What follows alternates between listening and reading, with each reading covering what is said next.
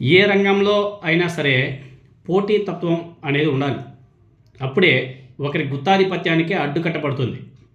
లేకపోతే ఎలా ఉంటుంది అన్నదానికి ఉదాహరణ ఇదిగో గత 3 రోజుల నుంచి మనం చూస్తున్నాం కదా, ఇండిగో క్రైసిస్. దానికి కారణం ఎవరు? కేంద్ర ప్రభుత్వం, విమానయాన శాఖ మంత్రి. వాళ్ళు తీసుకుంటే నిర్ణయాలు ప్రాపర్గా ఇంప్లిమెంట్ అవుతున్నాయా లేవా అని చెప్పేసి పర్యవేక్షణ కూడా చేయరు, దాని మీద రివ్యూస్ చేయరు.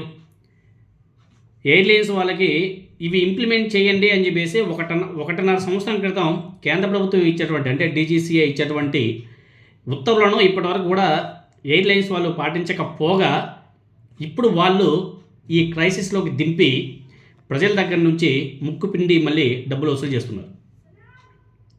1.5 సంవత్సరం కింద ఇష్యూ చేసినటువంటి ఆదేశాలు ఇచ్చినటువంటి కేంద్ర ప్రభుత్వం అది ఇంప్లిమెంట్ అవుతుందా లేదా అనేసి పర్యవేక్షణ చేయవలసిన అవసరం లేదా? ఆ శాఖ మంత్రి ఏం చేస్తున్నాడు? ఆ శాఖకు సంబంధించిన అధికారులు ఏం చేస్తున్నారు? ప్రధానమంత్రి గారు ఏం చేస్తున్నారు? అసలు ఆ శాఖకు సంబంధించి ఎప్పటికప్పుడు మానిటరింగ్ చేయాల్సిన రెస్పాన్సిబిలిటీ ఒక ప్రధానమంత్రి మీద ఉంటుంది కదా. అసలు ఆయన శాఖలకు సంబంధించినటువంటి రివ్యూస్ ఏమైనా సరే చేస్తున్నాడా?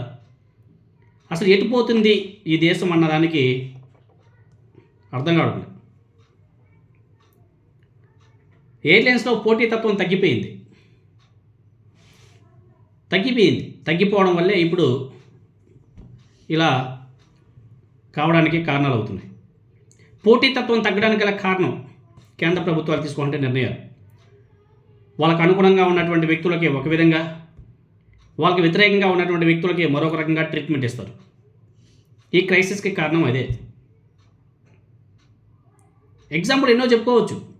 ఒక బస్టాండ్లో అన్ని బస్సులు ఒకరికి చెందినవై ఉంటే ఆ బస్సుల యజమాని నిర్ణయించే ధరే, వాడు నిర్ణయించిందే సమయం, వాళ్ళు తీసుకునేదే అంతిమ నిర్ణయం అవుతుంది. అదే అక్కడ ఒక ప్రభుత్వ అధీనంలో ఉన్నటువంటి ఆర్టీసీ బస్సు ఉంటే ఆ బస్సు ఓనర్కి తిక్క కుదురుతుంది.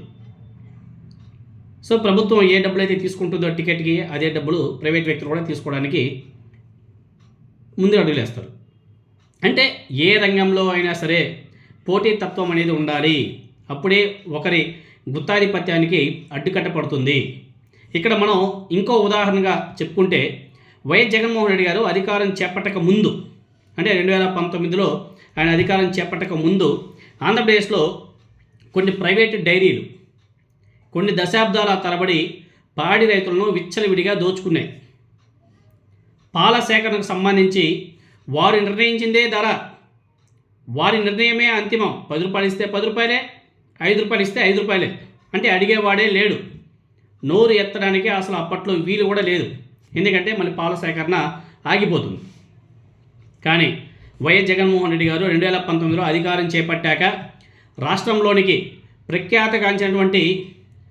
పేరు ప్రఖ్యాతగాంచినటువంటి అమూల్ సంస్థను ఆంధ్రప్రదేశ్లోకి ఆహ్వానించడంతో ఒక్కసారిగా ప్రైవేట్ పాల వ్యాపారానికి చెక్కుబడింది.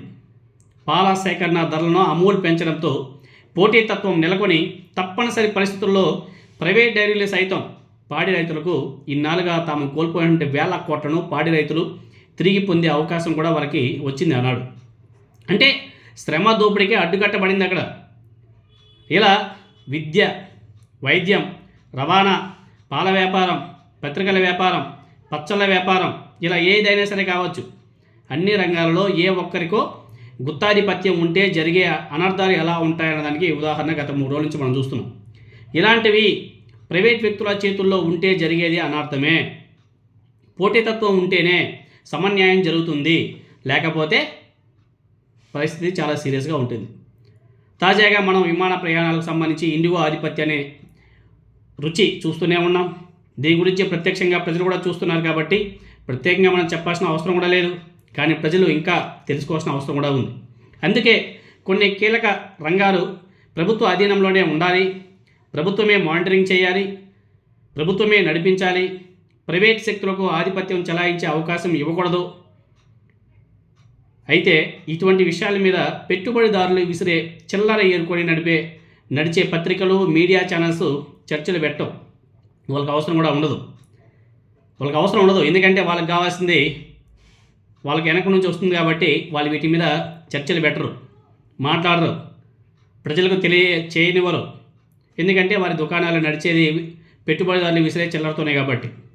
అందుకే విఘ్నులైనటువంటి ప్రజలు తామే ఒక స్వచ్ఛంద మీడియాగా తయారవలసిన అవసరం కూడా ఉంది. ఇటువంటి విషయాల మీద విస్తృతంగా చర్చలు జరపాల్సిన ఆవశ్యకత కూడా ఎంతైనా ఉంది. లేకపోతే ఇటువంటి క్రైసిస్లు ఇంకా ముందు చాలా చూడాల్సి వస్తుంది. ఒక టెలికాం వ్యవస్థలు ఎన్ని ఉన్నాయండి? ఎయిర్టెల్, జియో, ఐడియా, వడాఫోన్ కూడా మెర్జ్ అయిపోయాయి. ఉన్నది 3 నెట్వర్క్లు. బిఎస్ఎన్ఎల్ దాని గురించి ఎంత తక్కువ చెప్పుకుంటే అంత మంచిది. అక్కడ కూడా గుత్తాధిపత్యమే, అక్కడ కూడా కాంపిటీషన్ లేవు, అక్కడ కూడా చాలా పరిస్థితి దారుణం. ఇష్టానురీతిన వాళ్ళకి ఇష్టం వచ్చిన రేట్లు పెంచుకుంటూ పోతున్నారు. దానికంటే ఒక లిమిట్స్ లేవు. ఈ సంవత్సరం వేస్తారు, మళ్ళీ నెక్స్ట్ ఇయర్ వేస్తారు, పెంచుకుంటూనే పోతున్నారు. దానికి లిమిట్స్ లేవు. ఇలాంటి వ్యవస్థల్లో ప్రభుత్వాల జోక్యం చాలా అవసరం.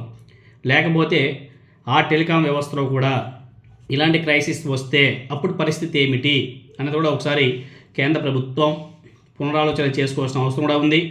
రాష్ట్ర ప్రభుత్వాలు ఏవైతే ఉన్నాయో, కేంద్ర ప్రభుత్వానికి ఎన్డీఏలో భాగస్వామిగా ఉన్నటువంటి పార్టీలు ఏవైతే ఉన్నాయో వాళ్ళంతా కూడా ఒకసారి పునరాలోచన చేసుకొని కేంద్ర ప్రభుత్వానికి ఇటువంటి విషయాలను చెప్పాల్సిన అవసరం కూడా ఉంది. మరి మోదీ గారు అయితే పెత్తందారుల వైపు ఉంటాడు, నారా చంద్రబాబు నాయుడు గారు కూడా ఆ దిశగానే వెళ్తున్నాడు. కాబట్టి వీరిద్దరికీ అడ్డుకట్ట వేయాల్సిన అవసరం కూడా ఎంతైనా ఉంది. దానికి ప్రజలే సరైన తీర్పు కూడా ఇవ్వాల్సిన అవసరం కూడా ఉంది.